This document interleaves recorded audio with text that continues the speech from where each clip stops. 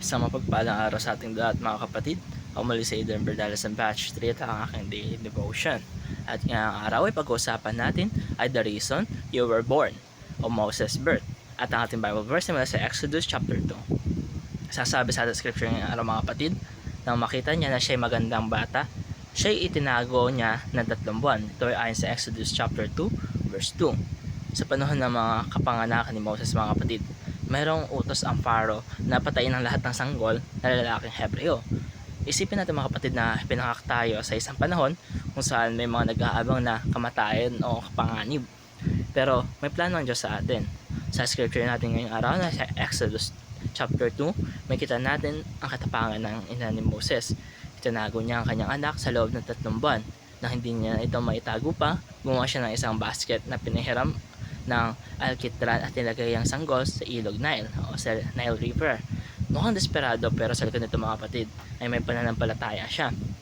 Hindi aksidente ang lahat na nangyari pagkatapos nito. Nagkipuan si Moses ng anak ng Pharaoh. Inampun siya. Lumaki siya sa palasyo sa mismong bahay ng taong gustong pumatay sa kanya. Ito ay napaka-ironic mga kapatid dahil ang batang hinatulan ng kamatayan ang siyang pinalaki sa loob ng sistema niya. Balang araw ay hahamunin niya. Madalas mga kapatid, hindi natin naiintindihan kung bakit tayo pinanganak sa ganitong pamilya, sa ganitong sitwasyon o sa ganitong panahon. Pero ang kwento ni Moses mga kapatid ay isang paalaala na ang kapanganakan natin ay hindi lamang aksidente. Kahit pa ang simulan nito ay mahirap, magulo o punong takot, tayo ay may layunin sa Diyos. Si Moses mga kapatid ay hindi agad nagiging deliverer o nagiging sugo ng Diyos.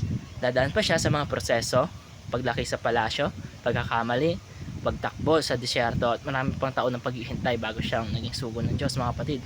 Pero mula pa lamang sa kanyang pagkapanganakan, gumagalaw na ang Diyos sa kamay niya. Maring hindi mo pa nakikita ang buong picture nito ng buhay mo ngayon. Gaya na kwento ni Moses na naranasan na natin mga kapatid. Na baka nasa basket season pa lang tayo, parang inaanod pa lang tayo wala control, hindi tayo sigurado kung saan tayo dadalhin. Pero tandaan natin na ang ilog na akala natin mapapahamak sa atin ang maaaring magdala sa atin sa plano ng Diyos. Hindi tayo sinilang para lang mabuhay, sinilang tayo para sa isang layunin. Ayan ang paglingkuran ng Diyos. Kaya ngayon mga kapatid, naniniwala ka pa na may dahilan kung bakit ka pinanganak, kung bakit ka napunta sa mundong ito?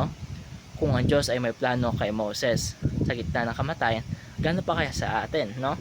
Ang tanong dito ay hindi kung may purpose tayo sa buhay, kundi kung handa ba tayong tuklasin at sundin ito ang mga calling sa atin ng Panginoon. Ngayon mga kapatid, napakahalaga na malaman natin o matuto tayo sa kwento ni Moses na baka hinahanda pa lang tayo ng Panginoon. At muli, ako muli sa Eden Bernales ng Batch 3 at ito nagtatapos sa aking daily devotion.